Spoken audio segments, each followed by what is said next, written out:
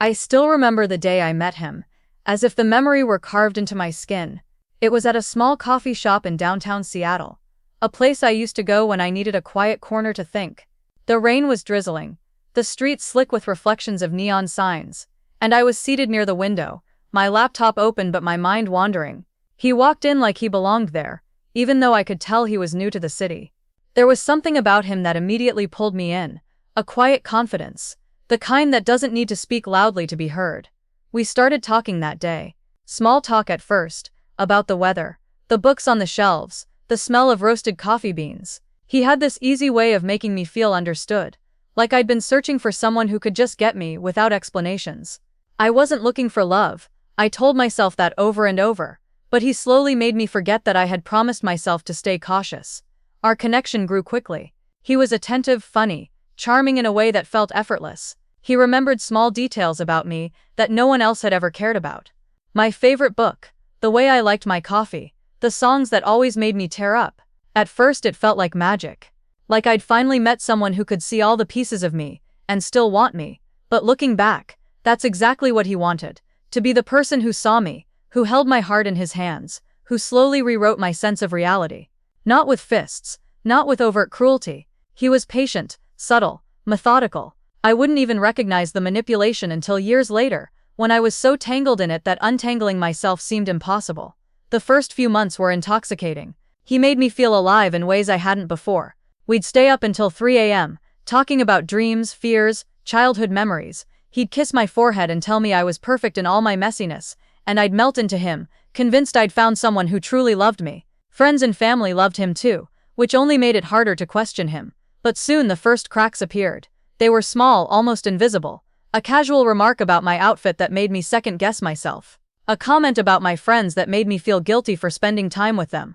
"I just worry about you," he'd say with that same soft tone that made me believe he was always right, even when he wasn't. At first I laughed it off. Everyone makes jokes. But the jokes kept coming, always targeting my insecurities. My self-esteem, once strong and quiet, began to erode like sand under a relentless tide. He never hit me. He didn't have to. Every word, every glance, every pause was a carefully crafted instrument of control. I began to tiptoe around him, trying to avoid mistakes, trying to read his moods before he even expressed them. I became a version of myself I barely recognized, a version that existed to please him, to avoid his disappointment, to keep the fragile illusion of our perfect life intact. The isolation came next. Slowly, almost imperceptibly, he pulled me away from friends and family. "They don't really understand us," he'd say. "They're jealous. Or they just don't get how amazing we are together." At first I resisted, but his persistence, the soft logic behind every argument, wore me down. I stopped returning calls, stopped visiting friends, stopped sharing parts of my life outside our little bubble. He didn't forbid me outright. He never had to. I complied willingly, convinced that it was for the good of our relationship, convinced that the love I felt for him justified any sacrifice. The emotional abuse was like water wearing away stone. You don't notice it at first. You only notice when one day, you touch yourself and feel hollow. I didn't realize that I was slowly disappearing. My opinions, my desires, my laughter, all became smaller, quieter, until I was nothing more than an echo of the person I used to be. He used subtle comparisons to keep me off balance. "Your sister is amazing. She really knows how to handle life. Don't you wish you were more like her?" Or, "I love you but sometimes I don't know why I put up with your moods." Each statement felt like a dagger, but they were wrapped in words of love, so that when I cried I felt ashamed for even feeling pain. I started to doubt myself. I questioned my memory, my feelings, my reality. He would say something then deny it, and I would find myself apologizing for my confusion. I must be imagining things. I'd whisper to myself, my voice trembling. Gaslighting is subtle, insidious. It makes you question everything about yourself. And I fell for it completely. Work became a battleground too. He would subtly undermine my confidence, question my decisions, make offhand remarks about my intelligence. He'd say, "I just don't want you to embarrass yourself." Or, "Are you sure you know what you're doing?" At first I laughed it off, but the laughter became hollow. I started hesitating at meetings, second-guessing my emails, my presentations, my every move. The ambitious, confident woman I had been was slipping away, replaced by someone anxious, apologetic and afraid of making mistakes. Even intimacy became a weapon. He'd give affection one day, withdraw it the next, leaving me desperate to earn back his love. I learned to monitor my own behavior constantly, anticipating his needs, suppressing my emotions, walking on eggshells so that he wouldn't get upset. I didn't notice at the time, but this was emotional imprisonment. I was free to leave, but my mind was chained. The worst part was that no one else saw it. To the outside world he was perfect, thoughtful, attentive, loving. To everyone else, I was the lucky girlfriend, the happy partner. I couldn't speak about it without sounding irrational, overdramatic, weak, and so I carried the burden silently, feeling trapped in a golden cage I had built around myself. I remember one night, about a year in, I sat on the edge of our bed and cried silently. I was exhausted from pretending to be happy, exhausted from bending to his every whim, exhausted from the constant questioning of myself. He came in, saw me, and asked softly, "What's wrong, baby? Did I do something?" And I lied. I told him I was tired, that work had been stressful. I swallowed my pain and pretended everything was fine, because I had learned by then that speaking the truth only made me vulnerable, only made me weak. Looking back, I realized that the love I felt for him was real, but it was one-sided. My love was nurturing, patient, forgiving. His love was conditional, manipulative, and ultimately destructive. He didn't have to hit me to break me. He didn't have to shout, or throw, or destroy. He dismantled me piece by piece, slowly, methodically, and invisibly, and I didn't even notice it until one morning, when I woke up staring at the ceiling, feeling empty, unmoored, a shadow of the woman I had once been.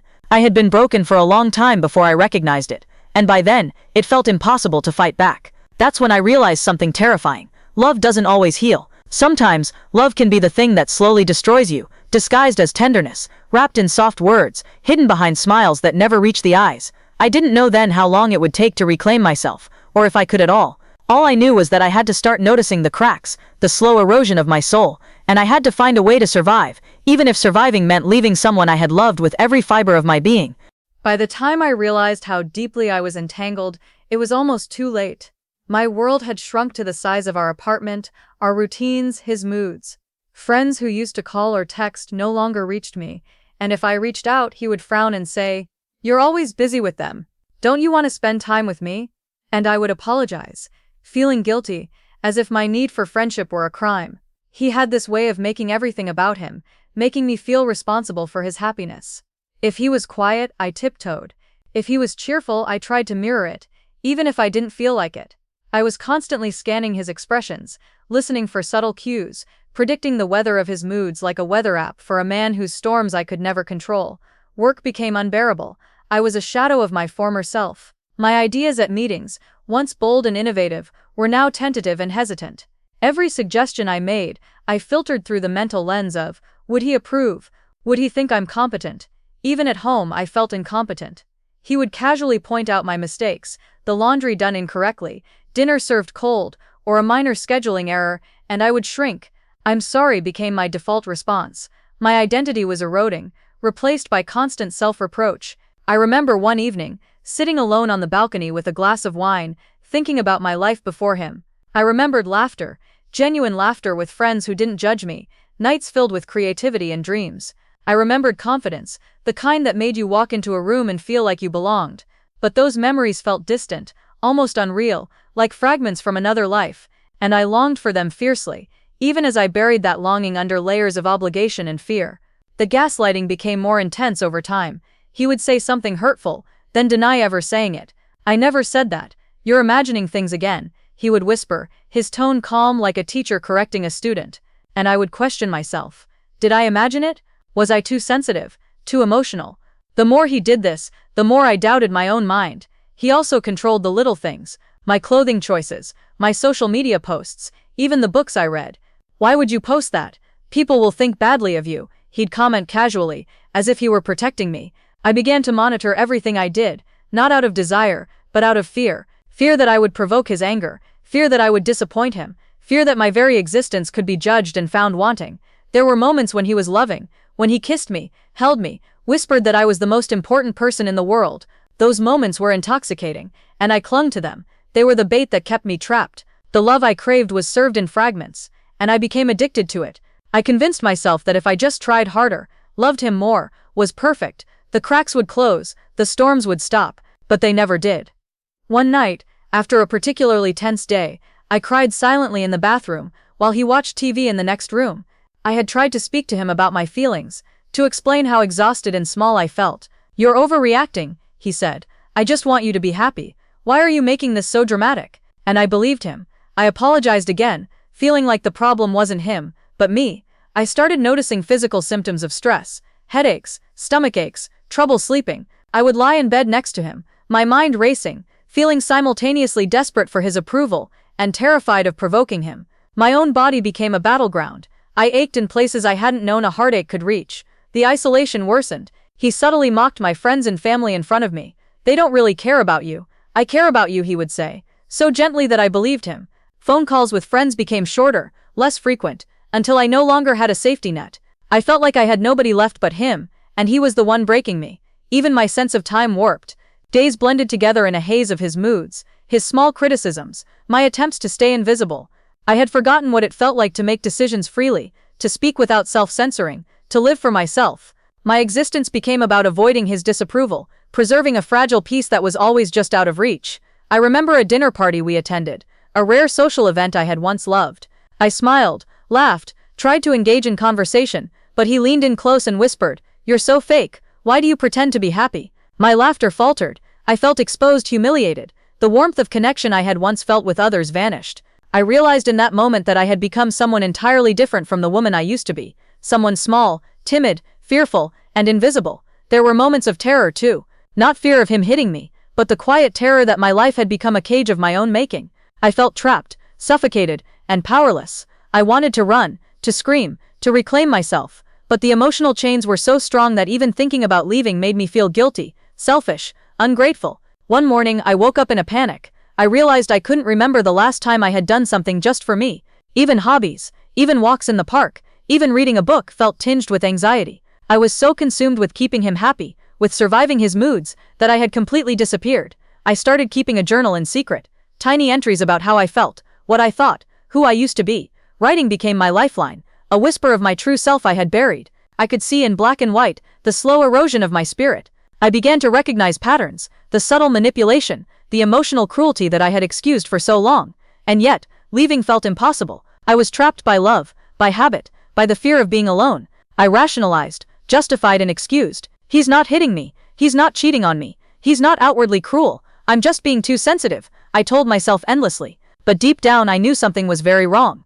The breaking point came quietly, almost unnoticeably. It wasn't a dramatic fight, a shouting match, or a single act of betrayal. It was the moment I looked in the mirror and didn't recognize the woman staring back. Hollow eyes, forced smile, shoulders hunched under invisible weight. I realized I had been slowly broken, and the person who did it was someone I had loved with every fiber of my being. That morning, I made a decision. Though I didn't know exactly what it meant, I had to survive. I had to find myself again. The journey would be long, painful, and uncertain, but I could no longer deny the truth. Love doesn't hurt this way. Love doesn't erase who you are, and if I didn't reclaim myself, I would vanish entirely. The weeks after I started journaling felt like walking through fog. Every day I noticed more pieces of myself that I had buried. Things I had once taken for granted. My laughter, my confidence, my curiosity. But each recognition came with a pang of grief. Grief for the person I had been. Grief for the years I had lost. Grief for the love I had given to someone who had never truly cared for me in the way I needed. He noticed the change immediately. "Why are you so distant?" he asked one evening, his voice deceptively soft. "I feel like you're shutting me out." My stomach twisted. Every instinct screamed to hide my thoughts, to lie, to pretend nothing had changed. But this time I hesitated. There was a spark of defiance, a quiet voice in me that whispered, "I can't keep pretending." I tried small acts of rebellion at first. I called my sister quietly, just to talk. I left the house to take a walk by myself without telling him where I was going. I started reading books I wanted to read, not the ones he deemed appropriate. Each act was terrifying. Each time he noticed, he asked, with that same honeyed voice, why I was acting differently. And each time I lied, or I deflected, or I smiled and said nothing. But the cracks in our relationship were widening. He grew frustrated with my newfound independence, though he never admitted it outright. Instead, he used subtle guilt to pull me back in. "I don't feel like we're connected anymore," he said one night, a slight tremor in his voice as if he were the victim. I had to bite back my anger, to remind myself that his words were a weapon. That moment was a revelation. He could twist love into guilt, and I could feel responsible for his emotions, even when they had nothing to do with me. One evening, after a long day at work, I came home to find him sitting on the couch, scrolling on his phone. "You seem different," he said casually. "I don't know what's going on with you." I wanted to scream. I wanted to tell him how hollow I felt, how invisible, how suffocated. But the words wouldn't come. Fear had carved its mark deep inside me. So I nodded, smiled, and poured a glass of wine for myself. It was during these moments of silence that I began to recognize the patterns more clearly. Every subtle criticism, every offhand comparison, every whispered doubt had been a brick in the wall he built around me. I had lived inside that wall for years, and only now did I see the tiny cracks where the light could seep in. The breaking point wasn't dramatic. It wasn't a fight, a betrayal, or a confrontation. It was quiet, almost invisible. One morning I woke up and realized I hadn't cried in weeks, not because I was happy, but because I had numbed myself entirely. I didn't feel joy, fear, sadness, or anger, only a dull emptiness. And in that emptiness, a spark of clarity appeared. I can't keep living like this. I began researching emotional abuse. I read stories online, articles, forums, personal essays. Every page felt like a mirror, reflecting my own experiences back at me. I wasn't imagining things. I wasn't too sensitive. I had been trapped in a relationship that was systematically dismantling me, and I had allowed it because I thought love required sacrifice, because I thought his version of care was real, because I had lost sight of myself. I started talking to my sister more, tentatively at first. "I don't know if you'll understand," I said, voice shaking, but she did understand. She listened without judgment, without minimizing, without excuses. Her support became a lifeline, a thread connecting me back to the world outside our apartment, outside his control. The pivotal moment came one evening, when he criticized me for something trivial, something I had no control over. I was exhausted, frustrated, and filled with a mixture of fear and anger I hadn't felt in years. I looked at him, and for the first time in a long time I spoke honestly. "I'm not okay," I said quietly, but firmly. "I've been living for you for too long. I've lost myself. I can't do this anymore." He stared at me, expression unreadable. For a moment I expected an outburst, an attempt to manipulate me back into submission, but instead there was silence. He said nothing, and in that silence I felt a shift, a tiny fragile shift, that made me realize something crucial. The power had been mine all along. The following weeks were a blur of preparation, fear, and small victories. I reconnected with friends I had pushed away. I set boundaries. I made plans to reclaim my life. Every step was terrifying. Every phone call, every text, every decision was a battle against years of conditioning, against the fear that had been ingrained in me. The day I finally left was quiet, almost anticlimactic. I packed a small bag, left a note that was honest but measured, and walked out the door. I didn't look back. The apartment, the memories, the love that had slowly broken me, all of it stayed behind. I carried only myself, fragile but resolute, into a world I hadn't allowed myself to inhabit for years. The first few days alone were painful. The silence was deafening. I cried often. I doubted myself constantly. I questioned whether I had made the right decision. But slowly the fog began to lift. I started laughing again. Genuinely. I started sleeping without fear. I started noticing the little joys I had forgotten. Coffee in the morning, rain on my face, conversations that didn't require calculation or fear. Healing was not linear. It was a series of small, deliberate steps, each one a reclamation of my identity. I went to therapy, read self-help books, joined support groups. I learned that being broken didn't mean I was weak. It meant I had survived. I learned that love should not hurt this way, and that recognizing abuse was not failure but courage. And slowly I started to feel whole again. I still carry scars, both visible and invisible, reminders of the years I gave to someone who could never love me in the way I deserved. But those scars are proof of survival, proof that I reclaimed myself, proof that emotional abuse, no matter how subtle, can be recognized and overcome. The first weeks after leaving were disorienting. I wandered through my apartment, empty now, feeling both liberated and terrified.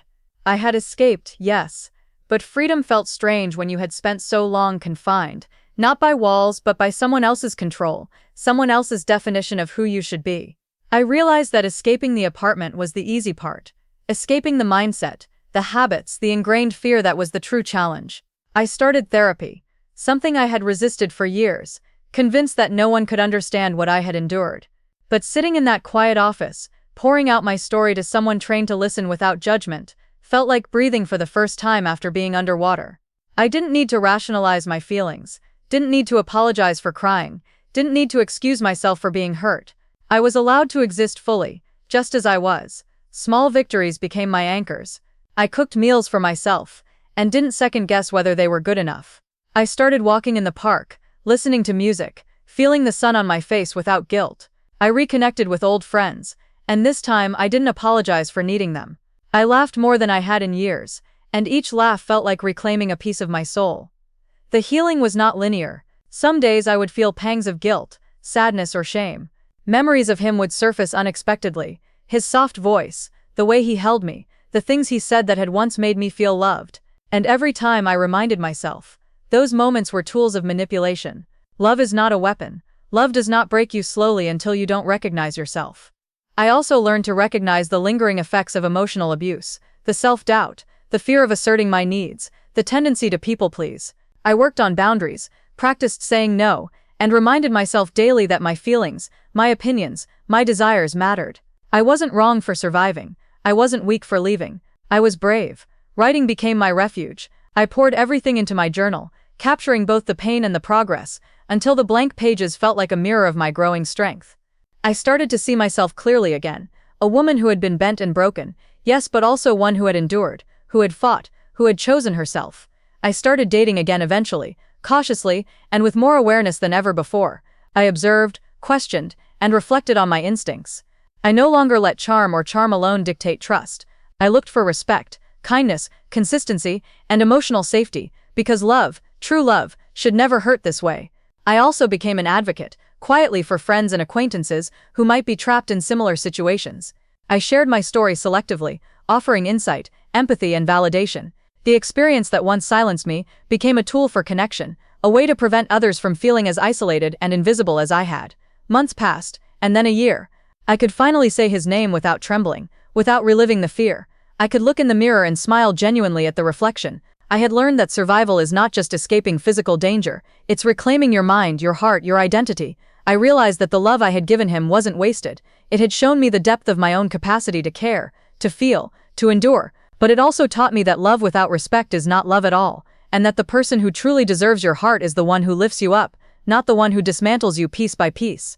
I walked through the city one sunny afternoon, the same streets where I had first met him, but now they felt different. The rain had stopped, the neon reflections on the wet pavement replaced by warm sunlight. I felt a sense of peace I hadn't known in years, a quiet assurance that I was whole again, or at least on the path to wholeness. Healing is ongoing. Some days the shadows of my past still linger, but I meet them with awareness, not fear. I remind myself of the journey I've taken, of the strength it required to leave, to stand, and to rebuild. I remind myself that being broken does not define me, but surviving and choosing myself does. And slowly I began to believe in love again, not the kind that hurts in silence, but the kind that nurtures, respects, and supports. Love that doesn't demand the erasure of self. Love that allows for flaws, for individuality, for freedom. I am no longer the person he broke. I am more than the sum of the pieces he tried to take. I am whole, resilient, and unafraid to reclaim my space in the world. And in that reclamation I found something more profound than love alone. I found myself. It's been years since I walked out of that apartment, yet some memories still cling to me like shadows refusing to leave. There are nights when I wake up, heart racing, momentarily transported back to that quiet suffocation, that constant tension that had become my world. But now, instead of fear, I meet those memories with clarity and strength. I recognize them for what they were. Lessons, painful but necessary, that shaped the woman I am today. I have learned that surviving emotional abuse is not a linear path. There are days when the weight of the past feels heavy, when old self-doubts creep back in, whispering lies I no longer believe. And there are days when the sun feels warmer, when my laughter is spontaneous, when my heart feels open again. Each day is a choice to trust myself, to honor my feelings, to embrace the person I have worked so hard to rebuild. I have also discovered a profound truth. Healing is not about forgetting, it's about reclaiming. It's about taking back the parts of yourself that were stolen, giving them the life, the freedom, and the love they deserve. Every journal entry, every therapy session, every conversation with a friend became a brick in the foundation of the new me. A me that is stronger, wiser, and unafraid to stand alone if necessary. Love, I've realized, is not something that should ever require self-erasure. True love is gentle, supportive, and respectful. It does not break you slowly, piece by piece, and leave you questioning your own reality. I am finally free to recognize and accept love in its healthiest form, not as a trap or a weapon, but as a force that uplifts and strengthens. I have returned to old passions that I had abandoned in silence. Writing, painting, walking through the city without fear, engaging with the world fully. I do all of this now not as someone who tiptoes through life in quiet submission, but as someone who has reclaimed her voice, her mind, and her heart. The woman I once was, the one who laughed freely, who loved boldly, who lived without fear, has been reborn, tempered by experience but unbroken. And though he will always be a part of my story, he no longer has power over it. He is a chapter, not the author of my life. I am the author now. Every decision I make, every boundary I enforce, every moment of joy I allow myself to feel, is a testament to the resilience of the human spirit. I have also learned to speak my truth, quietly at first, to trusted friends, then more openly, sharing my story to help others recognize the subtle, invisible forms of abuse that are often dismissed or ignored. There is power in voice, in validation, in saying I survived, I chose myself, I am whole again. Looking back, I understand now that being broken is not the same as being defeated. I was broken by someone who could not love me in a way I deserved, but I was never defeated. I reclaimed myself, piece by piece, moment by moment, and in doing so discovered a strength I never knew I had. The city streets I once walked with trepidation are now full of possibility. Rain or shine, I walk them freely, fully present, fully alive. I allow myself to hope again, to love again, to dream again, and in this life I have chosen for myself. I am more than just a survivor. I am a woman who has learned the hardest lesson of all, to value herself above all else, to honor her own needs, and to never ever let anyone slowly break her again. I am whole, I am free, I am finally irrevocably me.